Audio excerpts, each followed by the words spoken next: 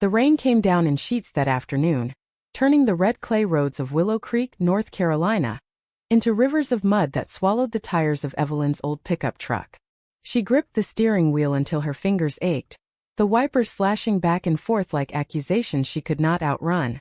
"Go on then," her father's voice echoed from the porch where he stood, arms crossed over his flannel shirt, the Bible tucked under one elbow like a weapon. "But don't come crawling back when the devil's got his hooks in you deeper." Evelyn Harper had always known the shape of her heart, even when it twisted in ways her family could not fathom. Born in the shadow of the Blue Ridge Mountains, where the air hung heavy with pine and the sermons from First Baptist droned on about sin and salvation, she grew up chasing fireflies in fields that stretched like forgotten prayers under the Carolina sky. Her mother, Clara, with her silver-streaked hair pinned in a bun that never loosened, had taught her to embroider wildflowers into handkerchiefs, whispering stories of grandmothers who tamed the land with nothing but calloused hands and unyielding faith. But faith, Evelyn learned early, was a narrow path, lined with thorns for those who strayed. At 22, fresh out of community college with a degree in horticulture that felt like a secret rebellion against the family's tobacco farm, Evelyn met Lena. It was at a county fair in Asheville, amid the whirl of cotton candy scents and the twang of bluegrass fiddles cutting through the humid night. Lena was a painter from Charleston, her skin the color of sun-warmed oak, her laugh a cascade that made Evelyn's chest loosen for the first time in years. They danced under strings of bare bulbs, hands brushing like tentative confessions, and by dawn, Evelyn knew she had crossed a line her father would call unholy. For 5 years they built a life in a shotgun house on the edge of town, where mornings smelled of chicory coffee and Lena's canvases bloomed with colors Evelyn had only dreamed of, ochres and indigos that mirrored the bruises blooming inside her own soul. The family tolerated it at first, with tight-lipped silences at Sunday dinners and Clara's averted eyes when Lena's hand lingered too long on Evelyn's knee under the table. But tolerance eroded like the banks of the French Broad River after a storm. The fracture came on Evelyn's 30th birthday. Her brother Harlan, home from the mill with whiskey on his breath, cornered her in the kitchen while Lena chatted with cousins on the porch.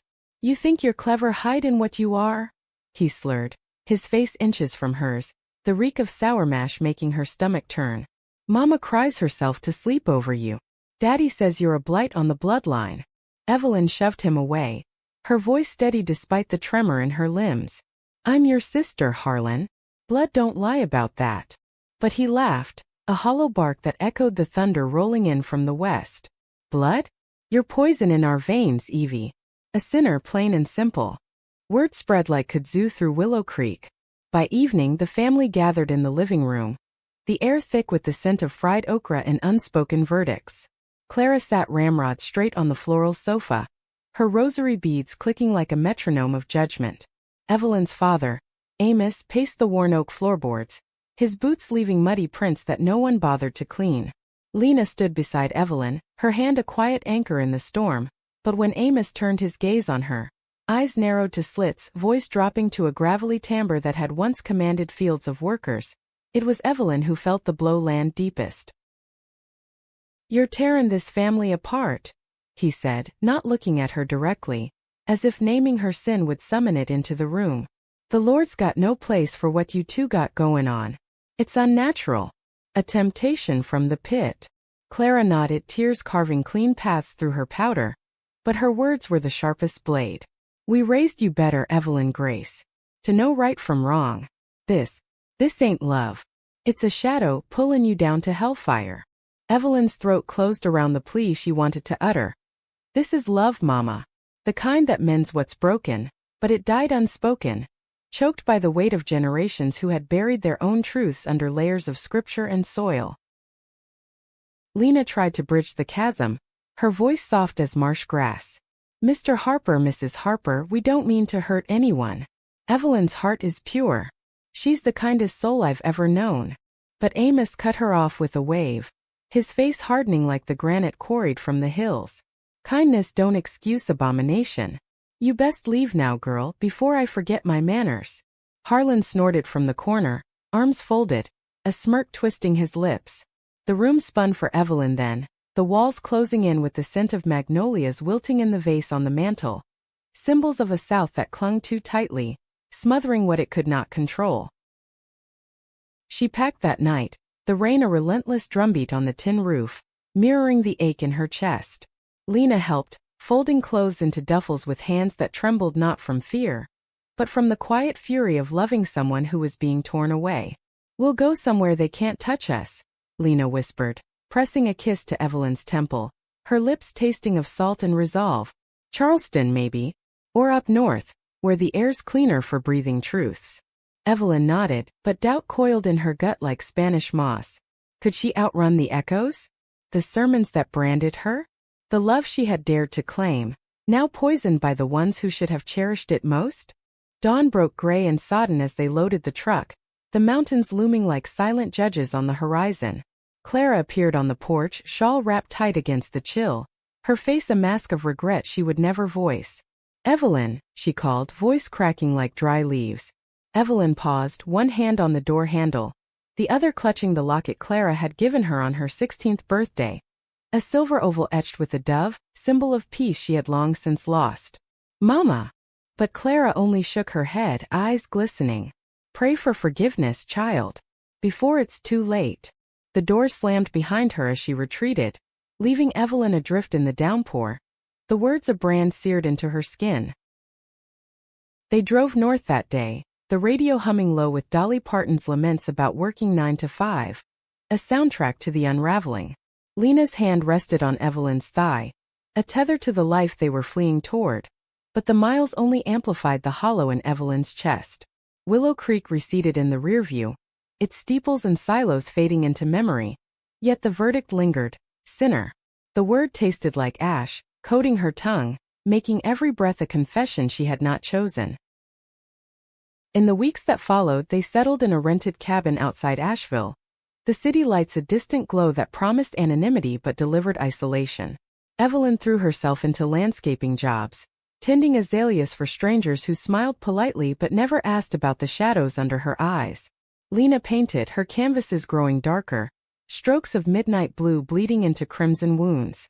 They made love in the quiet hours, bodies entwining like vines seeking sunlight. But even there, Evelyn felt the fracture. A hesitation in her touch, a whisper of unworthiness that Lena's reassurances could not fully silence. One evening, as fireflies danced outside the window like fleeting hopes, Lena turned to her with that painter's gaze, seeing too much. "You're carrying them all, Evie. Their words, their stares. Let me help shoulder it." Evelyn traced the curve of Lena's jaw, memorizing the warmth, the way her breath hitched. "I don't know how to let go. It's like they hollowed me out and left this echo." They held each other then, the cabin creaking around them like an old ship at sea, and for a moment, the world narrowed to the rhythm of their heartbeats, steady, defiant. But shadows lengthen and wounds fester. Harlan called once, his voice thick with false concern. "Daddy's sick, Evie. Cancer in the lungs from all them years with the tobacco. Come home." "He won't say it, but he needs you." Evelyn's hand shook on the receiver, the locket burning against her skin. "Needs me? After what he said?" Harlan sighed, the sound weary. "Family's family. Blood don't wash away." She hung up without promising, the dial tone a dirge that played in her dreams.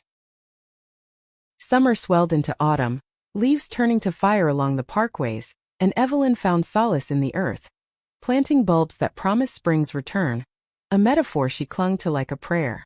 Lena watched her, love etching lines of worry on her brow. "You're blooming again, love. Slow but sure." Evelyn smiled, dirt under her nails, the sun warming her back. "Maybe. Or maybe I'm just learning to root deeper, where they can't reach." Yet the call came again in October, this time from Clara, her voice a fragile thread. "He's a skin for you, Evelyn. Says he sees things clearer now." Evelyn drove back alone, leaving Lena with a kiss that tasted of goodbye she did not intend. The mountains welcomed her like old friends, pines whispering secrets, but Willow Creek felt foreign, streets narrower, faces sharper. At the hospital, Amos lay pale against starched sheets, machines beeping a mechanical hymn. His eyes, once stormy, softened at her approach. "Evie girl," he rasped, hand extended. She took it, the calluses familiar, the grip weak. "Forgive me." he murmured, tears tracking into the pillow. I was scared of losing you to something I couldn't understand. Thought I was savant you. Evelyn's throat tightened, the weight of years pressing down. You broke me, Daddy. Called me a sinner when all I wanted was to love. He nodded, breath ragged. I know. But love, it's bigger than my fears. Go live it, child. For both of us. She stayed until dusk, the room filling with the scent of wilting chrysanthemums from well-wishers, and when she left, the fracture in her heart had shifted, not healed but reshaped, allowing light to seep through the cracks. Back in Asheville, Lena enveloped her in arms that smelled of turpentine and home. You're still mine, she whispered, and Evelyn believed it for a time. But peace is fleeting in a world that tests it. Winter brought storms that rattled the cabin, mirroring the turbulence within. Evelyn's dreams turned vivid, running through fields of tobacco, chased by shadows that wore her father's face, her mother's voice calling her name like a curse. She woke sweating, Lena's concerned eyes in the dark. It's them, Evelyn admitted one night, curled against her lover's side. They're in me still. Lena stroked her hair, voice a soothing cadence. Then we root them out together. Plant something new. They talked of leaving the South entirely, of a place where winter meant snow instead of sorrow, where women like them could breathe without apology. Vermont surfaced in conversations, its green mountains, its lakes like mirrors reflecting untamed skies, its history of quiet revolutions. Portland's too hip, Lena teased. But a farm in the Champlain Valley? We could grow things. Heal things. The idea took hold like a seed in fertile soil. Evelyn sketched plans on napkins. A sanctuary not for saints, but for sinners like her. Women cast out, hearts bruised, seeking soil to regrow. Cottages nestled in meadows, gardens bursting with herbs that mended body and spirit. Circles under starlit skies where stories could be shared without shame. A place to love and heal, she murmured, the words a vow. Lena's eyes lit with that artist's fire. And we'll paint it alive. Spring unfurled tentative petals as they packed once more. The truck heavier with dreams than regrets. Amos passed in April, his funeral a blur of casseroles and condolences, Clara's hand lingering on Evelyn's arm. A silent olive branch. He loved you always, Clara said, voice breaking. Evelyn nodded, the locket warm against her chest. I know, Mama. And I love you too. But I can't stay in the shadow. Clara's tears fell freely then, a release long damned. Go find your light, baby. I'll pray for that. The drive north was a pilgrimage, interstates giving way to winding roads flanked by budding maples. Billboards for diners and motels blurred past, the radio shifting from country twang to folk ballads that spoke of wandering souls. Lena drove the final stretch, her free hand in Evelyn's, as Lake Champlain came into view, water silver under a vast sky, promising expanse.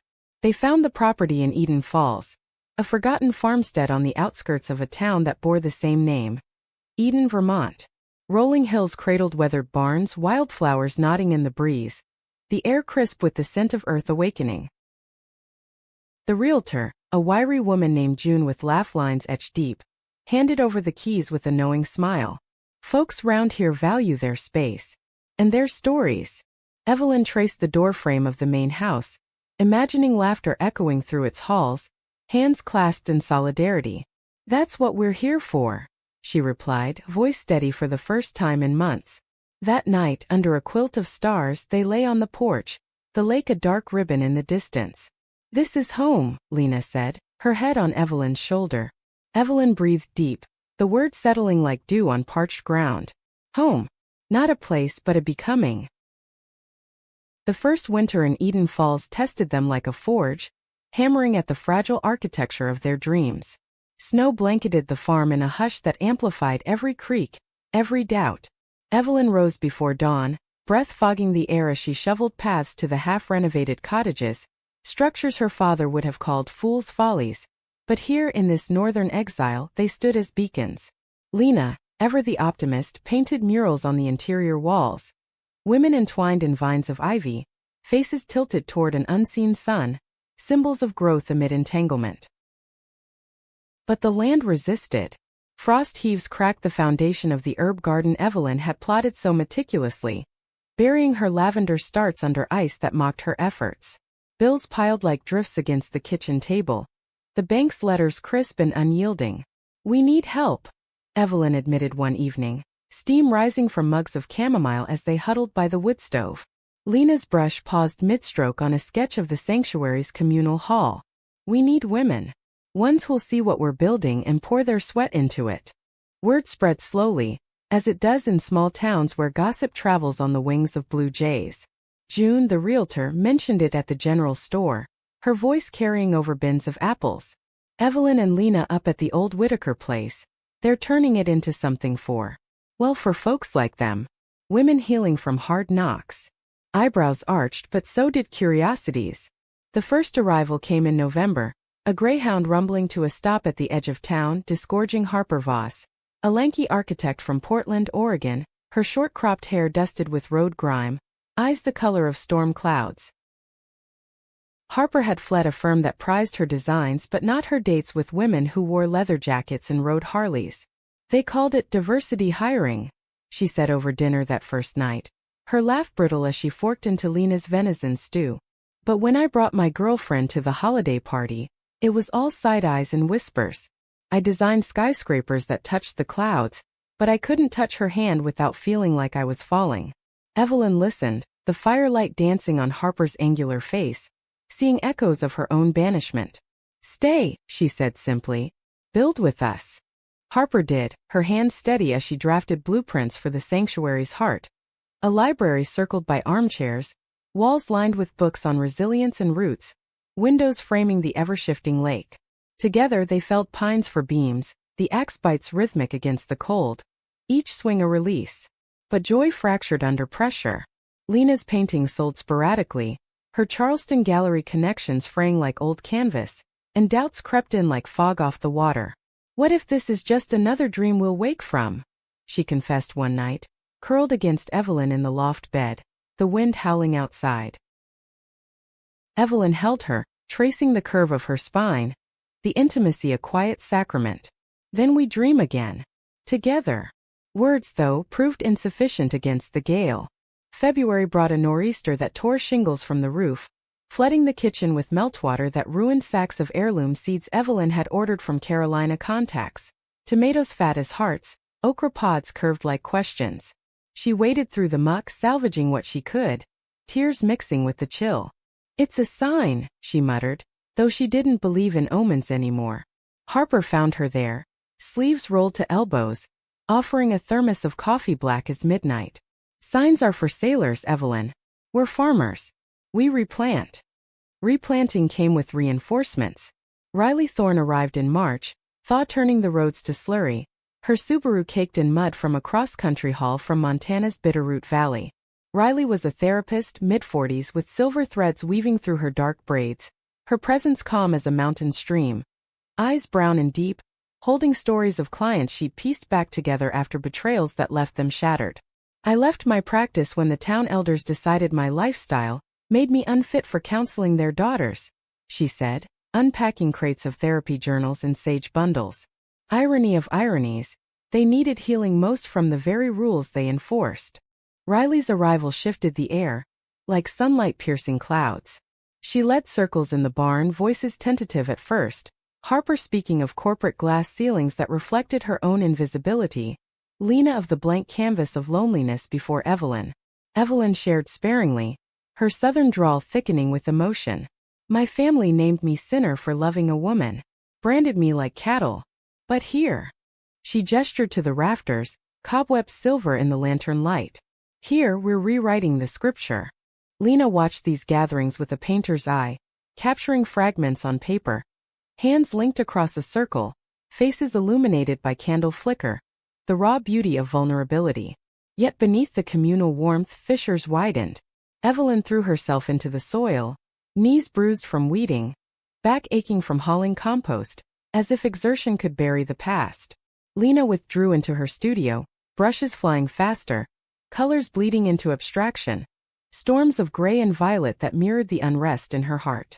"You're pulling away," Evelyn confronted her one dusk, the lake a molten gold behind them. Lena set down her palette, eyes weary. "And you're burying yourself in this place. When do we live, Evie? Not just survive." The argument simmered, unspoken resentments bubbling like sap in spring. Harper mediated with blueprints and humor. Riley with gentle probes that unearthed fears neither had voiced. Healing isn't linear, Riley said over tea in the herb house, steam curling like ghosts. It's a spiral. You circle back, but each turn lifts you higher. Evelyn nodded, but the words rang hollow against the echo of Amos's deathbed plea. Clara's final gaze. Love laced with loss. April bloomed defiant, lilacs perfuming the air, and the sanctuary took shape. Cottages whitewashed, roofs mended, a greenhouse rising like a promise. More women came. Savannah Reed, a poet from Savannah, Georgia, her verses sharp as sweetgrass blades, fleeing a marriage that had demanded her silence. Lydia Kane, a chef from Portland, Maine, her recipes infused with sea salt and second chances, escaping a restaurant empire that prized her talent but scorned her truth. They formed a tapestry, threads of varied hues weaving strength. Evelyn orchestrated it all, her green eyes alight with purpose, but nights brought solitude's sting. Lena's distance grew, her touches fleeting, excuses piling like unread letters. The light here's different, Lena said one evening, packing a sketchbook for a solo trip to Burlington's galleries. Brighter but colder. I need to chase some warmth. Evelyn's heart clenched, the old wound reopening.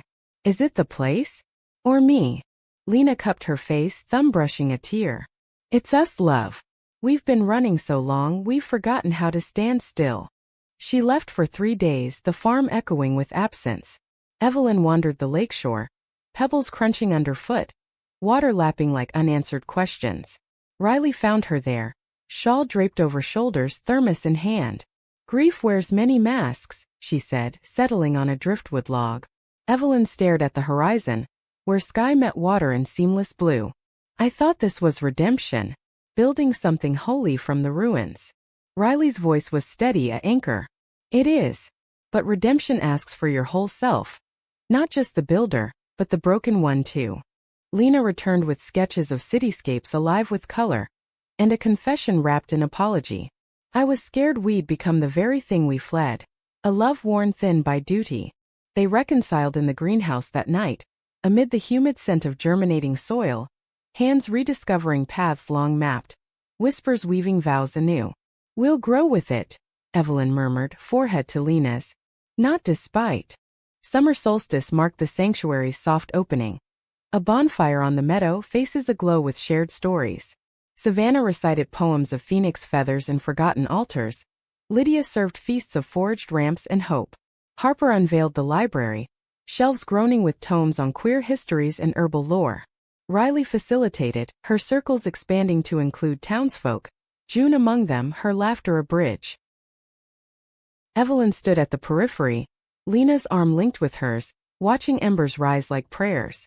The scar of her family's verdict throbbed faintly, but here in this circle of women unbound, it felt like scar tissue, stronger, protective. Yet dawn brings reckonings. A letter arrived from Willow Creek, Clara's script shaky on the envelope. Your brother has a daughter now. She asks after Aunt Evie. Come see. Evelyn's fingers trembled, the past knocking like a persistent wind. Evelyn folded the letter with care, tucking it into the locket's hidden compartment, as if sighs could contain the swell of emotion it unleashed. The sanctuary thrummed with midsummer life, bees humming in the lavender rose, laughter spilling from open cottage doors, but inside her, a quiet unraveling began. Lena noticed, of course, her artist's intuition attuned to the subtlest shifts in light and shadow. Talk to me, she urged that evening, as they walked the lakeside path, fireflies winking like conspirators in the dusk. It's Mama, Evelyn said, voice low against the water's murmur. Harlan's got a little girl. Wants me to meet her. Lena stopped, turning to face her, hands gentle on Evelyn's arms. And? The question hung, simple yet laden, pulling at the threads Evelyn had so carefully rewoven. And what if they see me now, the sinner turned saint in my own story, and it still isn't enough? What if forgiveness is just another word for forgetting? Riley's circle the next morning became a confessional of sorts. The women gathered in the library's sun-dappled alcove, journals open like welcoming palms. Savannah went first, her poet's cadence weaving words of fractured lineages. My father burned my first chapbook when he found lines about kissing girls under willow oaks. Said it was fever talk. I forgave him on his deathbed, but understanding? That's the harder grace. Lydia nodded, stirring a pot of nettle tea on the sideboard. My ex-husband kept the recipes, claimed them as his legacy. I let him, thinking absolution would taste sweet. It didn't. It soured everything after. Evelyn listened, the weight easing incrementally, until Riley's gaze settled on her, patient, probing. Your turn, Evelyn. What does this letter ask of you? The words spilled then unbidden. The porch confrontation, Amos's rasp of regret, Clara's tears like rain on parched earth. They called me abomination, but now they reach out. Is it love? Or loneliness? The circle held her, no judgments, only echoes of their own wounds. Harper sketched idly, lines forming a family tree with branches twisting toward light. Understanding isn't erasing the hurt, she said. It's seeing the hurt in them too. That afternoon Evelyn drove south alone, the sanctuary shrinking in the rearview like a dream deferred. The interstate hummed beneath tires worn from Vermont winters, carrying her through Pennsylvania's rolling quilt of farms, into the humid embrace of Virginia, where dogwoods bloomed defiant along the medians. Willow Creek greeted her with familiarity's ache, the same sagging porches, the river's lazy bend, the air thick with jasmine and memory. Harlan met her at the edge of town, his frame softer now, lines etched deeper around eyes that mirrored their father's. Evie, he said, pulling her into a hug that smelled of pipe tobacco and sawdust, awkward but earnest. She's 4. Calls you the aunt from the stories Mama tells, the one who grows magic flowers up north. The house had changed little. Same floral sofa, same mantel vase, though dust motes danced thicker in the slanting light. Clara emerged from the kitchen, apron dusted with flour, her bun looser, silver strands escaping like concessions to time. Baby, she breathed, arms opening, and Evelyn stepped into them, the embrace a dam breaking, tears silent, bodies trembling. The girl, named after their grandmother Daisy, hid behind Harlan's leg at first, curls wild as blackberry brambles, eyes wide with curiosity. You got flowers in your hair? She asked, pointing to the dried lavender Evelyn had tucked behind her ear on impulse. Evelyn knelt, world narrowing to that small face. Not in my hair, darlin'. But I grow 'em. Want to see pictures? Daisy's nod was solemn, and over pie Clara's pecan sticky sweet, they pored over photos on Evelyn's phone. The sanctuary's meadows ablaze with color, cottages like storybook homes, women laughing in the gardens. Harlan watched, shifting uncomfortably. Heard about your place. Sounds noble. The word landed clumsy, but Evelyn heard the olive branch beneath. It's for women like me, Harlan. Ones your mill buddies might whisper about. We heal there. Love there without apology. He rubbed his neck, gaze dropping to his plate. I was wrong, Evie. That night with the whiskey talk. Daddy too in his way. We were scared of losing the farm, the name. Everything we thought made us men. Clara's hand covered his, a rare show of unity. And I was scared of losing you to a world I didn't understand. But losing you here. That's the real hell. They walked the tobacco fields after, Daisy skipping ahead, picking Queen Anne's lace like treasures. The earth was softer underfoot, furrowed from recent rains, and Evelyn felt the pull of roots, deep, insistent. I forgive you, she said to Clara, voice steady as the river's flow. Not because it erases the pain, but because holding it poisons the soil. Clara wept then, quietly, dabbing her eyes with a handkerchief embroidered with wildflowers. Evelyn's handiwork from girlhood. Thank you, child. And forgive yourself too. You were never a sinner. Just a daughter trying to bloom. The visit stretched to days, evenings filled with fireflies and front porch swings, Harlan sharing beers and regrets, Daisy curling in Evelyn's lap for bedtime tales of northern lakes that whispered secrets. Departure came too soon, the sun a low ember as Evelyn hugged them goodbye, the locket heavier with new engravings of grace. Come see us, she urged, and Clara nodded fierce. We will. Bring the little one to your flowers. Northward again, the miles unspooled like thread from a spool, Vermont's greens deepening into twilight's embrace. Eden Falls welcomed her with the sanctuary's glow lanterns strung like constellations, the scent of grilled corn wafting from the communal fire. Lena enveloped her at the gate, kiss lingering with questions unspoken. You look lighter. Over wine by the lake, Evelyn recounted it all. The pie, the fields, the small hand in hers. Lena listened, fingers tracing patterns in the condensation on her glass. Proud of you, she murmured. For going back. For claiming your place in their story too. But understanding rippled outward, stirring undercurrents. Savannah, ever the wordsmith, penned a chapbook inspired by Evelyn's return.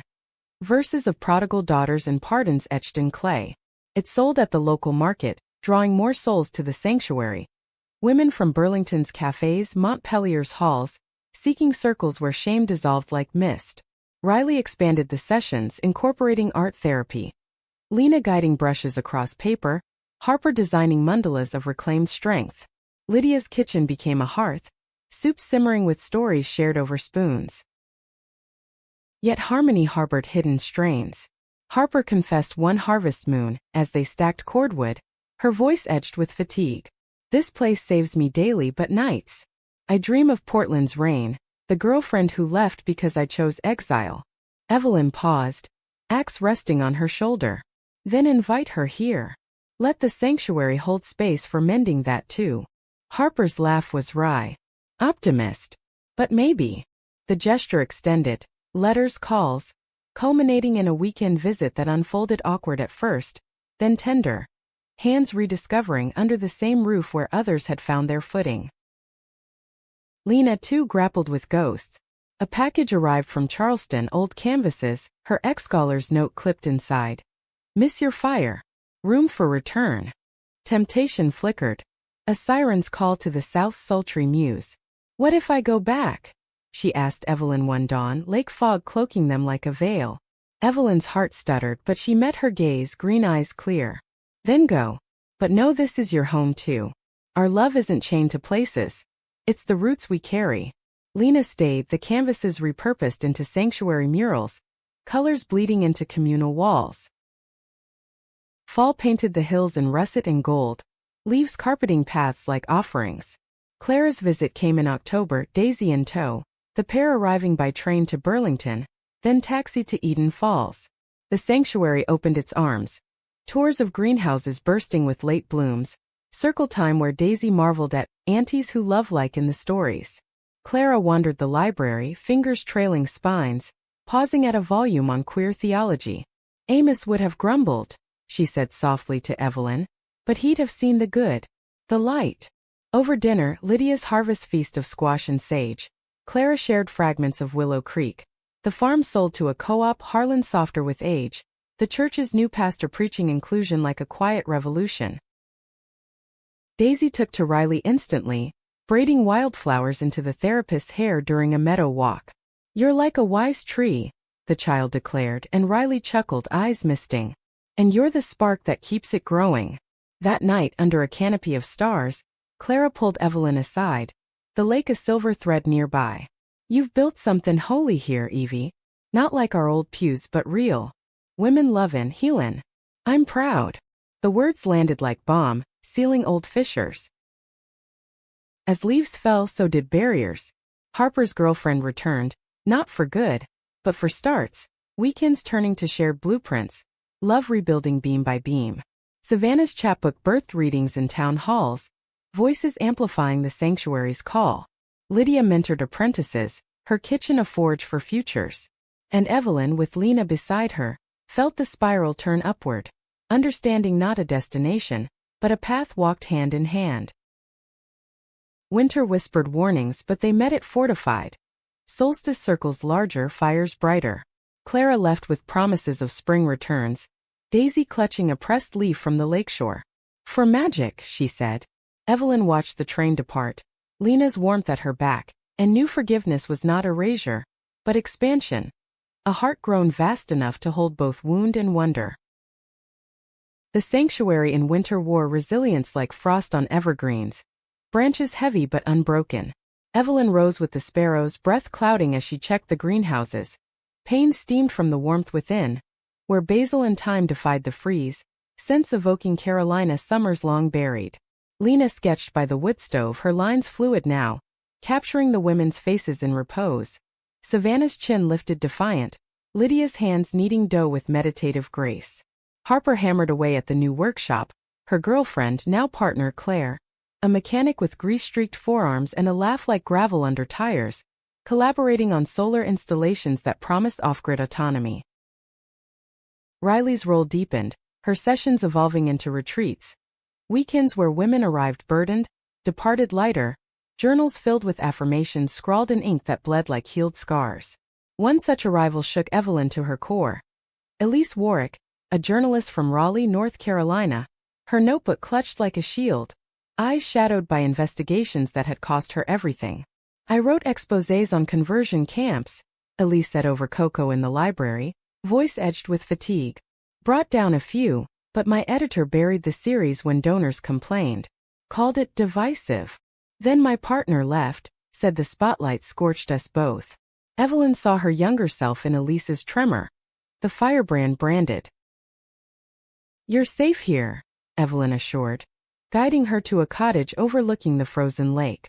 Elise stayed, her articles shifting from accusation to advocacy, penned in the quiet hours, words weaving the sanctuary into broader narratives of reclamation. The piece in a Burlington alternative weekly drew inquiries, women from as far as Seattle, their emails threads of tentative hope. "A haven in the hills," one wrote, "where love isn't the sin but the salvation." Evelyn's days blurred into a rhythm of renewal, leading garden workshops, where hands in soil unearthed buried tenderness, facilitating storytelling nights, flames leaping as tales of exile intertwined like roots. Lena's murals expanded, covering the communal hall in a panorama of journeys, women crossing bridges of light, backgrounds fading from shadowed valleys to sunlit valleys. "It's us," Lena explained to a new arrival, a violinist named Cora from Denver, her fingers callous from strings and solitude. "Not portraits but paths." Cora's music filled the evenings, bow drawing forth laments that morphed into anthems, notes soaring over the snow like geese in formation. She had fled a conservatory that prized her talent but policed her liaisons. Her latest composition, a requiem for a lover lost to familial decree. "She chose them over me," Cora confided during a private session with Riley. "Said blood was thicker. But grief thins it, doesn't it?" Riley nodded, her braids swaying. "It reveals. And in that space we rebuild." Rebirth stirred in subtle ways. Harper and Claire installed the panels on a crisp March morning, the sun glinting off silicon like diamonds on ice. "Power from the sky," Claire quipped, wiping sweat despite the chill, her arm brushing Harper's in casual intimacy that spoke volumes. They celebrated with a bonfire, Esmeralda's sticky sweet, stories circling the flames. Savannah read from her latest. "From ashes, not annihilation but alteration. A self reforged, fierce and floral." Laughter rippled, then tears, the group a living poem of persistence. Evelyn felt it in her bones, the shift from survival to thriving, like perennials pushing through permafrost. Yet rebirth demanded reckoning. Dreams of Amos resurfaced, not as specters but guides. His calloused hand in hers at the hospital, voice gravelly with unvoiced pride.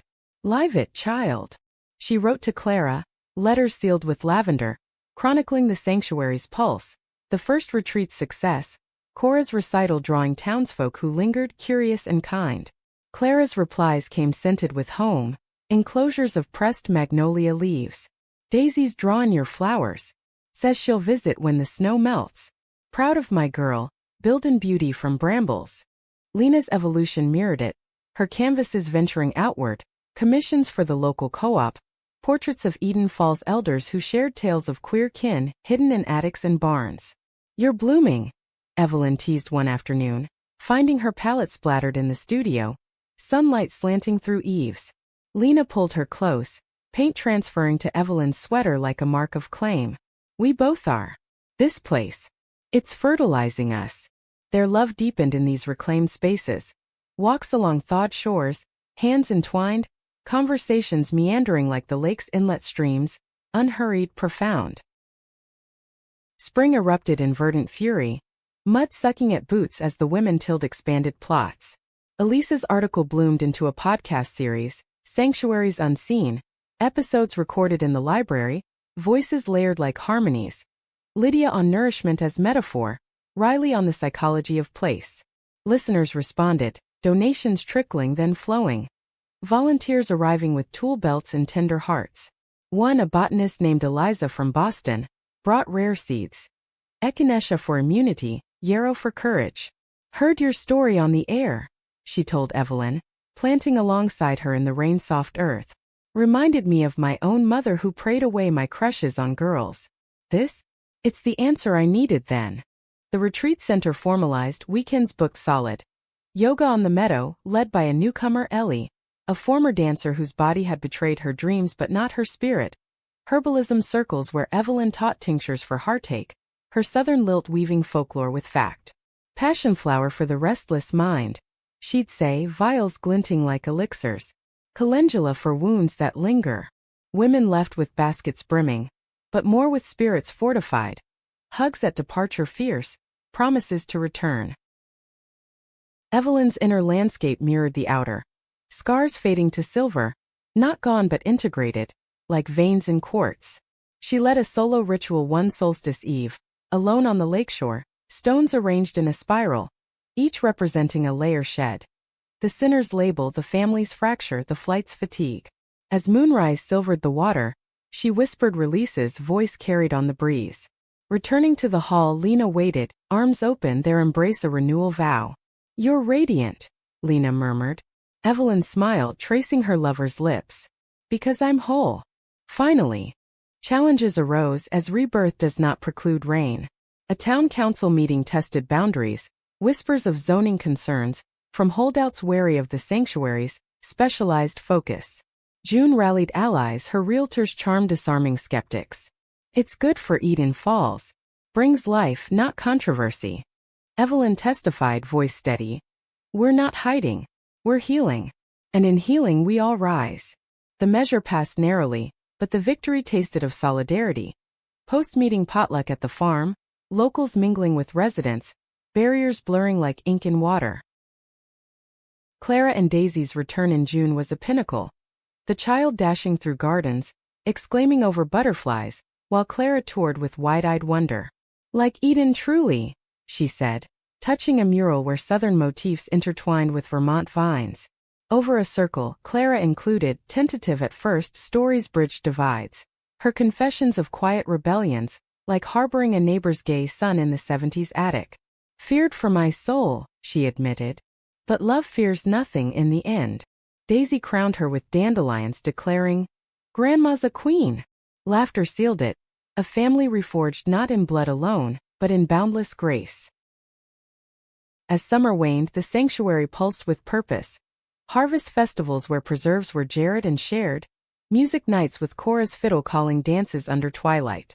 Evelyn, surveying it all from the porch, felt the rebirth complete, not an arrival but an awakening. Women came, loved, healed. She among them, her heart a garden tended true. Lena joined her, head on shoulder. What now? Evelyn breathed, stars pricking the velvet sky. Now we live it. Fully. Light filtered through the sanctuary's evolving canopy in autumn's golden hush, casting elongated shadows that danced like liberated spirits across the meadows. Evelyn Harper stood at the edge of the lake, toes curling into the cool sand, watching ripples expand from a pebble's plunk. Each concentric circle a testament to expansion, to the way small acts birthed boundless change. The sanctuary had grown beyond her wildest sketches. Cottages now homes to rotating residents, the greenhouse a verdant heart pumping life into the community kitchen, where Lydia's apprentices stirred pots of elixirs that mended more than bodies. Evelyn's own renewal radiated outward, her steps lighter, laughter freer. The green eyes that once shadowed with doubt now alight with the clarity of dawn. Lena noticed it in the quiet moments, the way Evelyn's fingers lingered on hers during morning coffee, tracing veins like maps of shared terrain. The ease with which she led dawn meditations, voice weaving through mist like a river finding its course. You've become the light you sought, Lena said one crisp morning, as they harvested apples from the orchard, baskets brimming with ruby orbs. Evelyn paused, juice staining her lips from a bitten fruit, sweetness bursting. Not sought. Unearthed. It was always there, buried under the weight. The women's stories intertwined deeper now, a living archive of resurgence. Harper and Claire had forged a union ceremony in the meadow last equinox. Vows exchanged under an arch of woven willows, rings simple bands of reclaimed silver, the circle bearing witness with tears and toasts. From blueprints to belonging, Harper quipped in her speech, Claire's hand steady in hers, a mechanic's grip promising repairs eternal. Their partnership inspired expansions. Claire outfitting vans for mobile workshops, traveling to nearby towns with tools and talks on building lives anew. Savannah's poetry had found a publisher. A small press in Montpelier drawn to her raw verses of reclamation, and her readings drew crowds, voices from the audience adding choruses of their own aches and ascents. Words were my exile, she told Evelyn after one event. Book in hand, spine creased from eager fingers. Now they're my wings. Lydia's culinary school burgeoned. Scholarships funded by podcast donations. Young women learning to infuse resilience into roux and reductions. Food feeds the fire, she'd say, passing steaming bowls, steam rising like prayers answered. Riley's influence permeated, her therapy evolving into mentorship programs. Pairing veterans of loss with newcomers, spirals of support that turned isolation into interconnection. Cora's music school took root in the barn, violins keening through evenings, drawing children from Eden Falls whose parents, once wary, now clapped along. Elisa's series expanded nationally, episodes featuring Evelyn's voice, modest, measured, detailing the sanctuary's genesis from southern soil to northern bloom. It's not about perfection, Evelyn shared on air, lake visible through the studio window. It's about persistence, loving through the lean years. Evelyn's family ties strengthened, threads rewoven with care. Clara visited bi-monthly, Daisy her shadow, the pair planting bulbs in the fallow beds. Tulips for tenacity, daffodils for daring. These'll push through the frost, Clara observed, dirt-caked hands mirroring Evelyn's, a generational echo. Harlan joined once, awkward in his flannel amid the women's easy camaraderie, but Daisy's hugs and a shared fishing rod on the lake thawed him. You done good, sis. He grunted over trout sizzling on the grill. Made something of the hurt. Evelyn clinked her cider glass to his beer. We all do in time. Lena's art flourished, galleries in Burlington clamoring for her Champlain series. Canvases where Vermont's waters reflected southern skies, blues mingling with golds in symphonies of synthesis. A joint exhibit with Savannah's poetry launched to acclaim, proceeds seeding a scholarship for queer artists from rural roots. Our collaboration, Lena called it, toasting Evelyn at the opening, her eyes sparkling like the lake at midnight. Their love, once tentative in exile, now rooted deep. Intimacies savored in stolen sunsets, bodies aligning like constellations rediscovered, conversations delving into dreams deferred no more. Challenges came as light invites shadows play. A harsh early frost nipped the late crops, forcing rationing that tested tempers. We've come too far for this, Harper snapped during a budget huddle, ledgers open like wounds. Claire squeezed her knee under the table, grounding.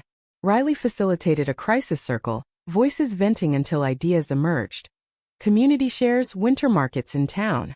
Eliza's botany expertise saved the day, hybridizing hardier strains.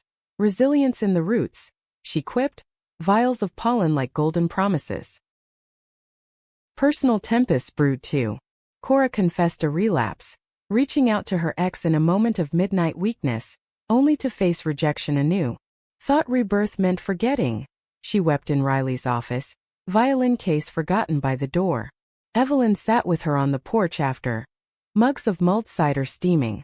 It means remembering but softer. Like a scar that tells the tale without the sting. Cora nodded, bow reclaimed the next dawn. Melodies emerging laced with forgiveness's timbre.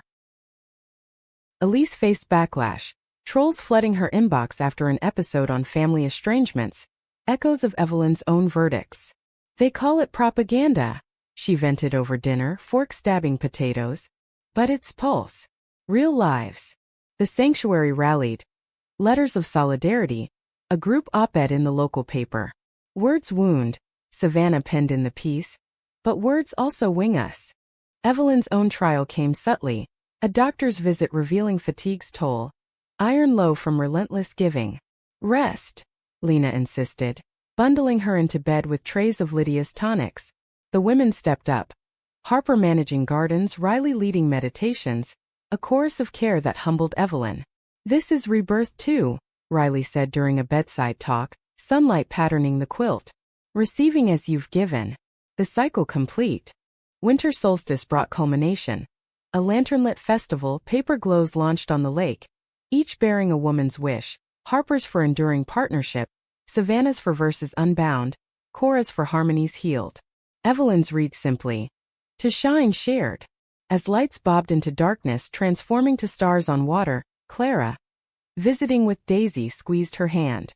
"You've illuminated us all, Evie." The child, eyes wide, whispered, "Magic." Spring heralded expansion. Land adjacent purchased with Elise's grants, new cottages rising like aspirations. Volunteers swelled. A teacher from Portland, Maine named Eleanor, bringing curricula on inclusive histories. A herbalist, Faith, from Asheville, bridging Evelyn's past with potions potent as poetry. The sanctuary became a nexus, retreats booked through summer, women departing with woven bracelets, knots of community carried home. Evelyn walked the expanded paths, Lena at her side, surveying the bloom. Wildflowers nodding, laughter lilting from open windows. "We've built more than walls," she mused. Lena smiled, auburn head tilting.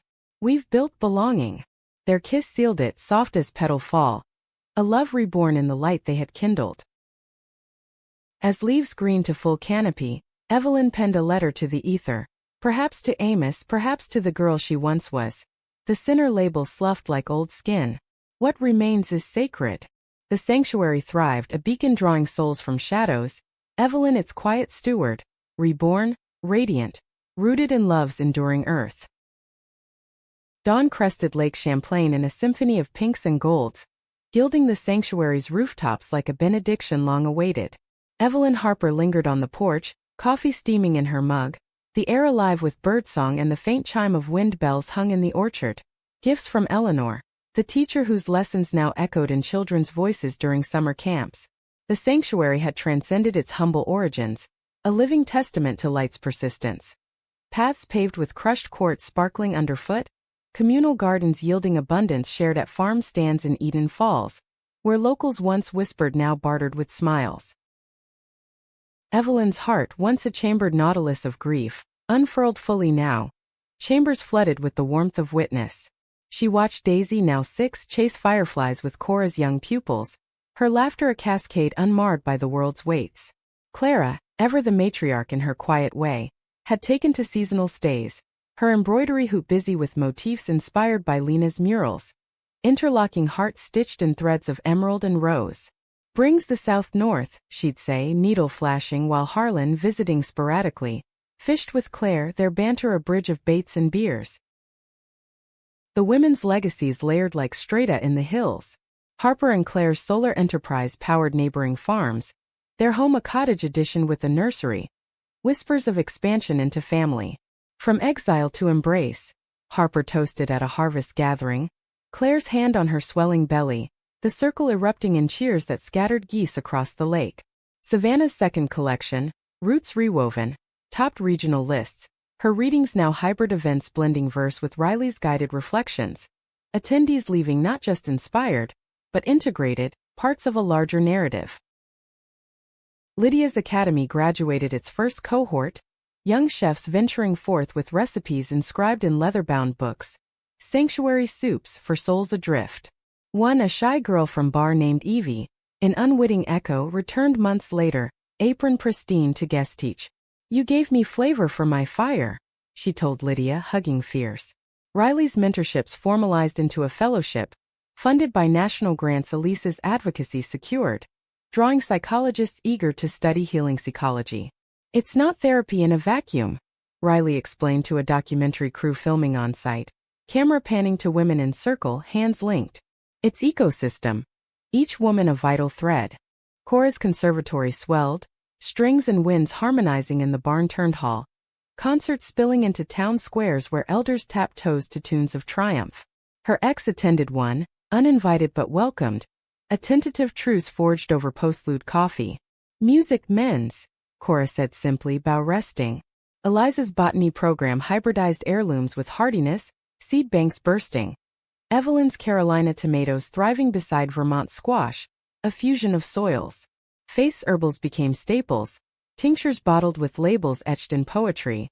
Yarrow's yield for yielding to grace. Elisa's platform evolved into a network, Havens United, linking sanctuaries nationwide. Calls from Texas ranches to California coasts, Evelyn consulting via video, her drawl a soothing anchor. Start small, she'd advise. A circle, a garden. Light finds its way. Lena's galleries expanded to New York, but she curated local shows too. Eden Echoes, featuring residents' works. Savannah's broadsides, Harper's schematics as art, even Daisy's finger-painted florals framed in silver. Evelyn and Lena's bond, the sanctuary's cornerstone, deepened into legacy. They married on the summer solstice, a ceremony woven from traditions blended. Clara's embroidered veil, a bluegrass fiddler from Asheville kin, vows exchanged under the willow arch now laden with lanterns. You were my horizon, Lena whispered, ring sliding smooth. And you my compass, Evelyn replied. Kiss ceiling under applause that swelled like waves. Their honeymoon was the land itself. Cabins traded, women covering duties, a week of wandering woods and waters, rediscovering an idol. Light's arrival illuminated edges once dim. The town council, once fractious, voted funds for a sanctuary trail. Hiking paths etched with story plaques, drawing eco-tourists whose dollars seeded scholarships. June, graying but spry, became unofficial ambassador, her tales at chamber meetings turning skeptics to supporters. Evelyn's magic, she'd wink, though Evelyn knew it communal conjury. Challenges lingered, soft reminders of life's texture. A late blight tested the tomatoes, but communal vigilance saved the yield. Lessons in collective care. Cora's ex sought reconciliation, stirring old tides, but Riley's counsel steadied. Boundaries are births too. Claire's pregnancy brought joys laced with jitters. Harper's nights paced with what-ifs, eased by circles of mothers-to-be sharing breaths and bombs. Evelyn's family wove tighter. Harlan proposing a joint venture. Tobacco fields repurposed to hemp for Faith salves, a southern echo in northern enterprise. Redemption's in the roots, he said over blueprints, Daisy doodling beside. Clara confided in letters her own quiet courtships post-Amos. A widow's waltz with a librarian who quoted Whitman on love's expansive. Late blooms, she wrote, but beautiful. Winter's mantle fell gentle, solstice lanterns brighter, wishes bolder.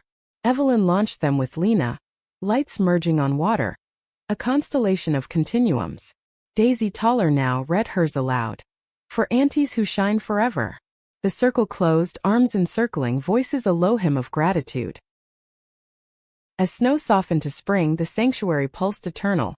Retreats renewed, gardens greening, stories seeding new chapters. Evelyn walked the lake at dawn, Lena's hand in hers, horizon infinite. We've built the light, she murmured. Lena squeezed, eyes reflecting the rise. And it builds us still. In that warmth faith flowered, not fragile but fierce. In love's labor, healing's harvest, the sanctuary where sinners became saviors, one dawn at a time.